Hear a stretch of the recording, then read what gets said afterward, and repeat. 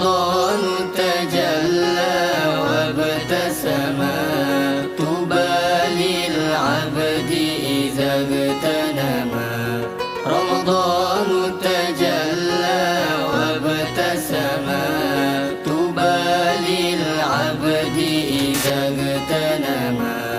أرضى مولاه بما التزم.